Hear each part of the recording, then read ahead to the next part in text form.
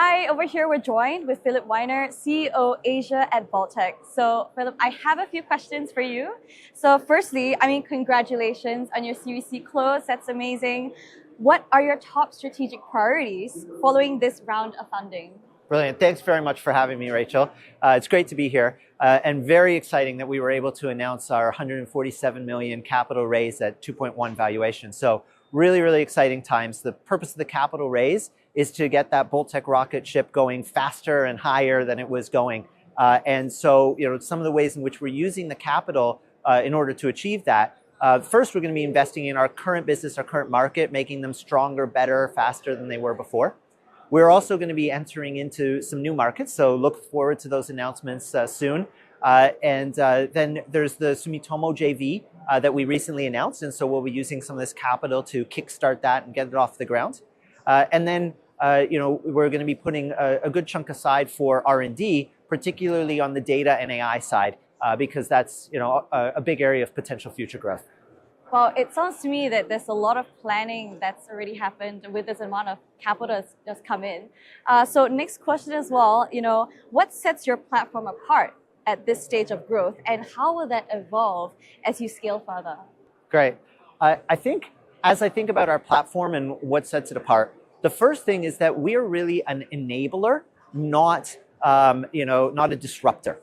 And I think that makes a very big difference. We're very strongly believing in growing the pie for everybody. And that has really set us on the right path as we go. And how we've been doing that is with our platform and the differentiation that we've got on the platform. Part of that differentiation comes from the scale that we have in terms of the $60 billion of premiums that are flowing through that platform every year. And part of it comes from the relevant features that we've been creating, whether that's AI that are assisting on the sales or on the operations side, whether it's configurations or whether it is all the 220 different microservices that we've got that are really differentiating us and making our platform kind of the go-to choice for the hundreds and hundreds of partners around the world. Yeah, it sounds like there's a lot of key things that bolttech is doing right now and a lot of strong data to support that as well. So finally, the last question I have for you is, what do you see as the biggest opportunities for the insurance industry over the next decade?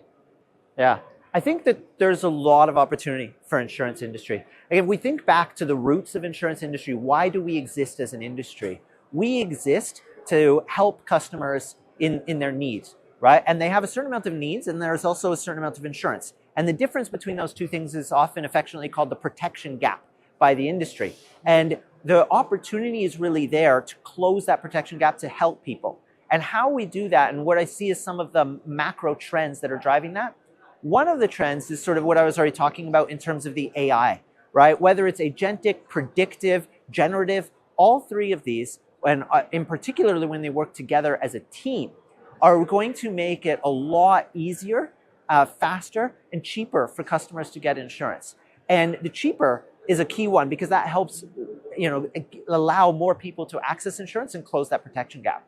The other thing AI is going to enable is for us to be able to move in the value chain of insurance. So not only is it going to change all of the elements of the value chain today, but it's going to create more new value chain elements in preventing events before they even occur.